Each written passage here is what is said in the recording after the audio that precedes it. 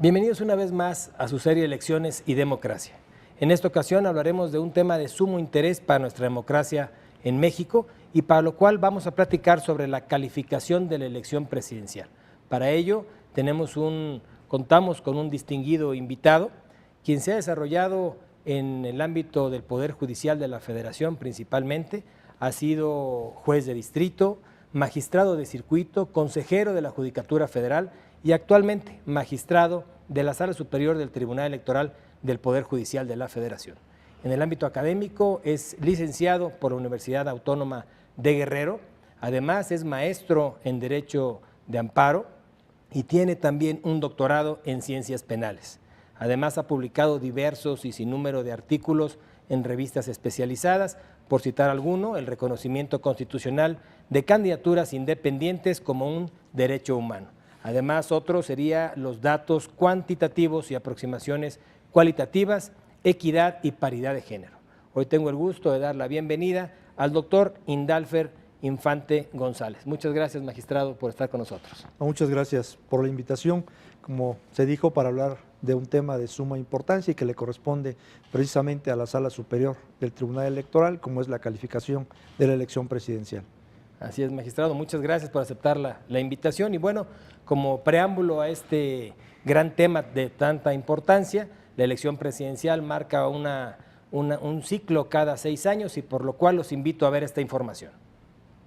De conformidad con la Constitución Federal, el ejercicio del Supremo Poder Ejecutivo de la Unión se deposita en un solo individuo, que se denominará Presidente de los Estados Unidos Mexicanos. Su elección será directa bajo el principio de mayoría relativa. Entre los requisitos para ser presidente tenemos ser ciudadano mexicano por nacimiento, tener 35 años cumplidos, haber residido en el país durante todo el año anterior a la elección, no pertenecer al estado eclesiástico ni ser ministro de algún culto, tampoco estar activo en el ejército, entre otros.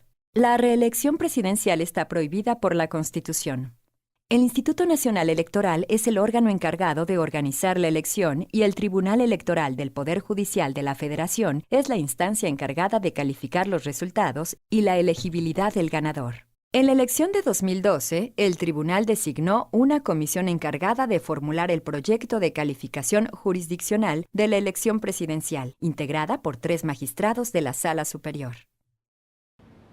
Magistrado, pues bueno, luego de ver esta información que se acaba de presentar y con el tema que tenemos de la calificación de la elección, nos gustaría que nos platicara qué es la elección, qué es la calificación de la elección presidencial y cuándo inicia esta etapa, cuándo termina, cómo funciona la calificación de la elección, por favor. Sí, cómo no.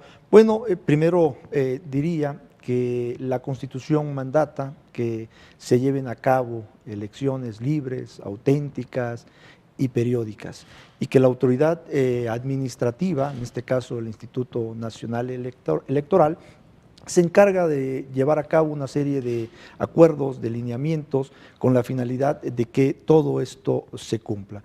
Y se establecen plazos como para registrar coaliciones, en caso de que las haya, los periodos en que se tienen que llevar a cabo las elecciones intrapartidistas para seleccionar a los candidatos, el registro de los candidatos, ¿verdad? El periodo de las campañas, el día de la jornada electoral y a su vez el momento en que se tienen que llevar a cabo la realización de los cómputos distritales. También en contra de, si hay inconformidades en relación con estos cómputos, se pueden promover juicios de inconformidad, tanto por cuestiones de irregularidades en los cómputos o por si hay causales de nulidad de la votación recibidas en las casillas. Por lo tanto, yo diría que inicia este cómputo de la elección presidencial cuando culmina la resolución de los juicios de inconformidad. ¿Por qué razón? Porque en estos incidentalmente se pueden ordenar recuentos, ¿sí? Que se hagan nuevamente estos recuentos en los consejos distritales, o también se puede declarar la nulidad de algunas casillas, con lo cual se pueden ver alterados los primeros resultados que las autoridades administrativas habían llevado a cabo. Entonces, cuando se tiene todo esto es cuando podemos decir que empezamos a realizar el cómputo de esa elección.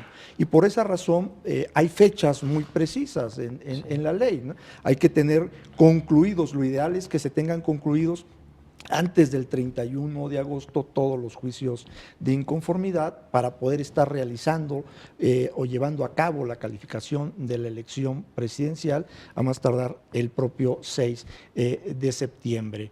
Pero para esto se lleva una serie de actos. Esto es lo primero, es obviamente el cómputo que se realiza a partir de lo que acabo de comentar, pero en forma práctica ya el momento en que lo desarrolla esta sala superior en una resolución, pues tiene como finalidad ir estableciendo el número de votos que cada partido político o coalición, inclusive cada candidato, pudieron haber obtenido en las elecciones.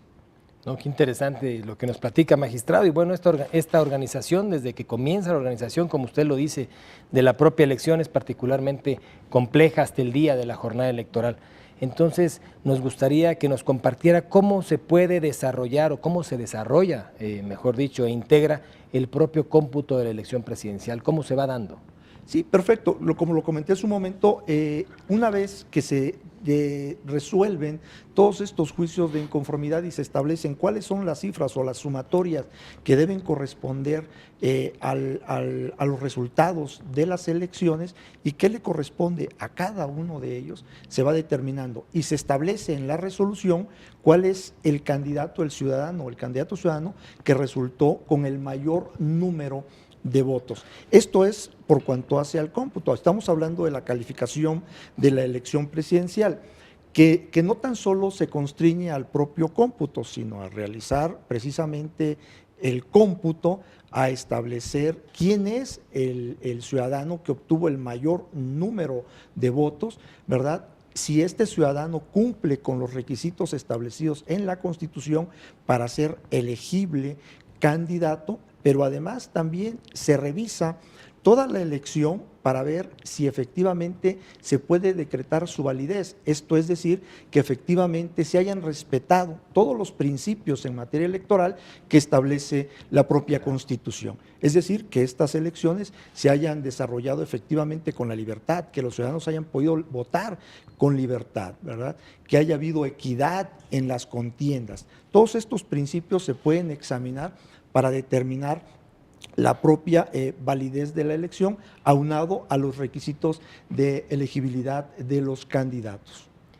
Muchas gracias, magistrado. Y bueno, los invito a ver las facultades que se tienen en ese sentido del tribunal, como lo dice el señor magistrado, y los invito a ver esta información.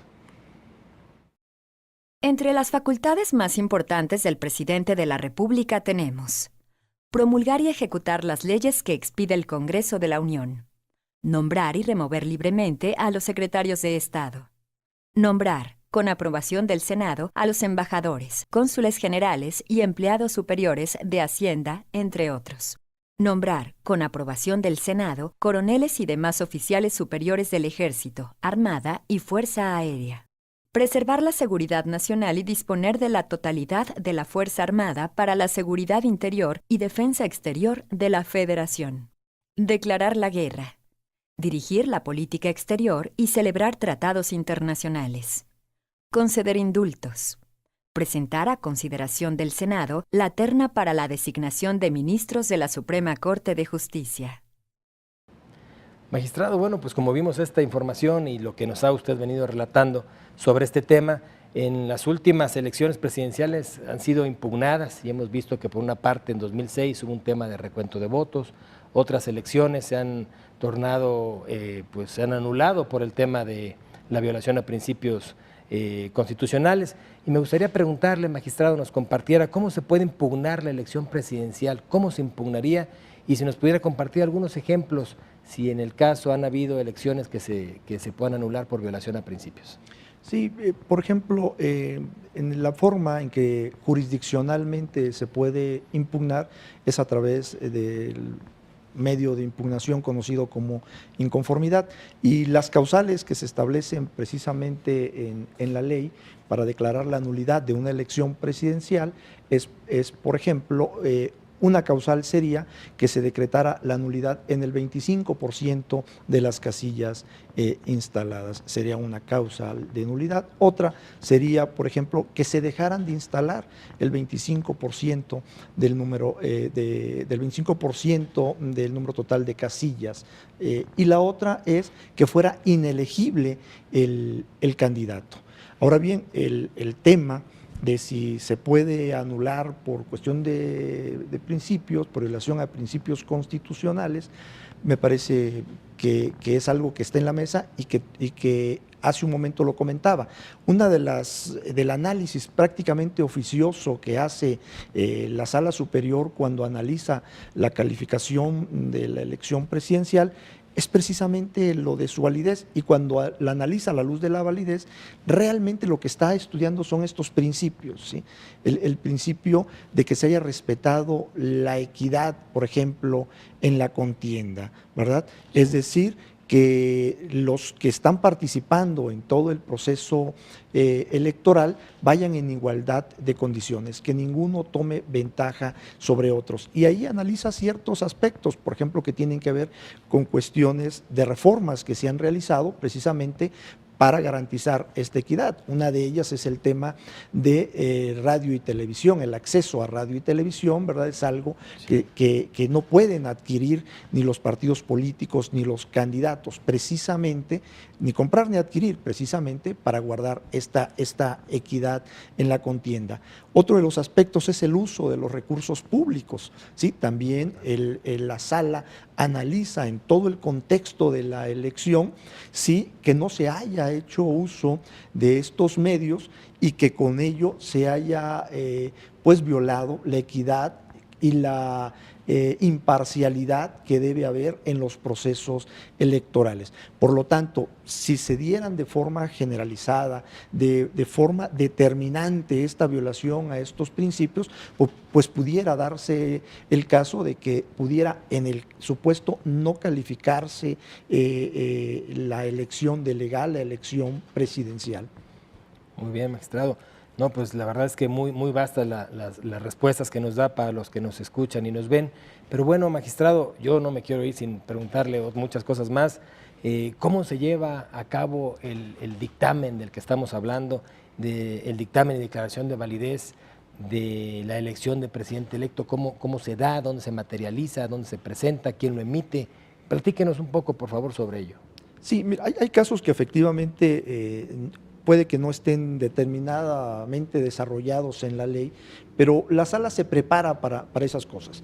En la experiencia pasada, lo que ha ocurrido es que el Pleno designa primeramente a una comisión, ¿sí? Sí. Una comisión instructora que se va a encargar de todo el procedimiento, ¿sí?, de la calificación presidencial y de presentar un dictamen, un proyecto de resolución al Pleno. En este análisis que realiza la sala, pudiéramos decir que tiene varios apartados. Uno de esos apartados sería el cómputo, ¿verdad? El cómputo de los votos, la sumatoria de los cómputos distritales y determinar cuál es la suma de todos los votos, cuántos votos le corresponden a cada partido político, a cada coalición y a cada candidato. Y de ahí determinar cuál es el candidato que obtuvo el mayor número de votos. Para decir eso, ¿sí?, el candidato fulano de tal fue el que obtuvo tantos votos y por lo tanto el mayor número de votos. Pero ahí solo tenemos el cómputo que se realiza. Posteriormente, en otra fase de este procedimiento, se analiza lo que corresponde a la elegibilidad del candidato, ¿sí? Los requisitos que de alguna manera ya conocemos y que están establecidos en el 82 y 83 de la propia Constitución, es decir, que sea mexicano por nacimiento, de padre o madre mexicana, que tenga una residencia de 20 años en el territorio nacional, ¿verdad? Que haya estado cuando menos el último año, ¿verdad? En el país, y una serie de requisitos adicionales. En el 83 también nos refiere que no puede ser presidente de la República aquel que ya lo haya sido de manera interina o de manera provisional, en la forma en que lo haya sido, ya no puede ser elegible. Entonces, en este otro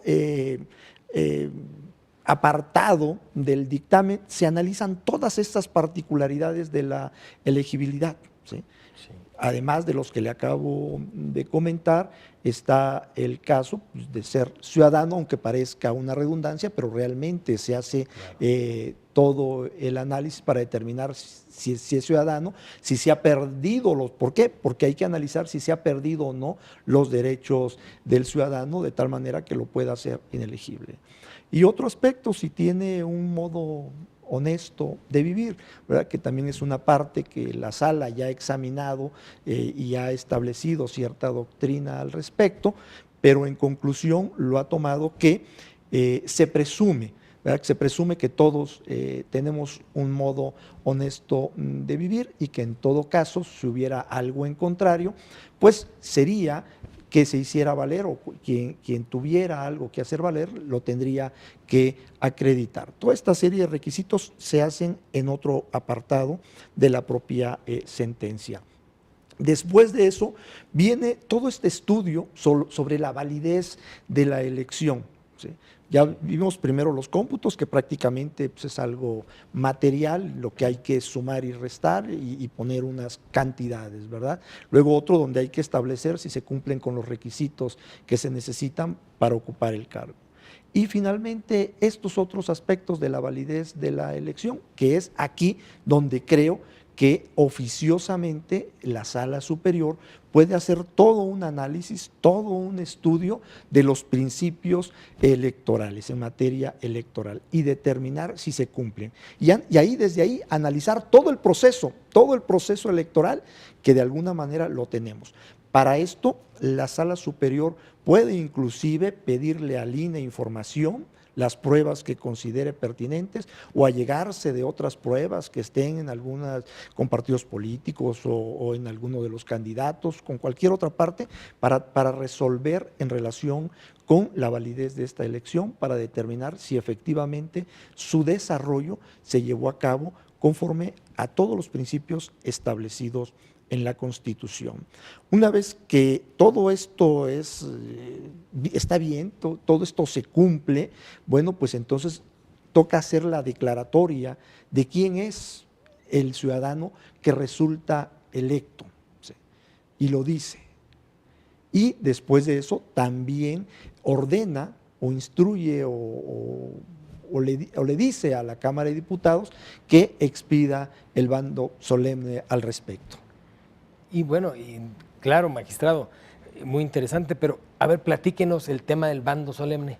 ¿Cómo funciona el tema del bando solemne? Sí, en el tema del bando solemne, en mi opinión, es un decreto, sí, una resolución que emite la Cámara de Diputados para hacer público, para dar a conocer a todos los ciudadanos de México quién es el ciudadano que resultó electo presidente de la República y cuál es el plazo en el cual va a desempeñar ese cargo. El encargo de presidente de la República, efectivamente, sí. Magistrado, me gustaría preguntarle también en este tema muy emblemático y tan interesante para la democracia de nuestro país, ¿cuál es su sentir respecto al proceso que estamos enfrentando hoy, al proceso electoral 2018, el proceso presidencial 2018? ¿Qué nos podría platicar de eso? Bueno, a mí me parece que van a ser unas elecciones complejas y complejas por el número de elecciones que van a hacer. Estamos en el caso de que es una elección presidencial, ¿verdad? Va a haber elecciones en 30 entidades federativas. Todo eso lo va a hacer muy complejo. Para efectos jurisdiccionales, para efectos del Tribunal Electoral, pues se traduce también en el conocimiento de un sinnúmero no podemos calcular cuál va a ser el número de asuntos que se puedan promover, pero los que conocerán las salas regionales y los que conocerá la sala superior, pues seguramente, no sé, se pueden hasta quintuplicar de los que actualmente conocen.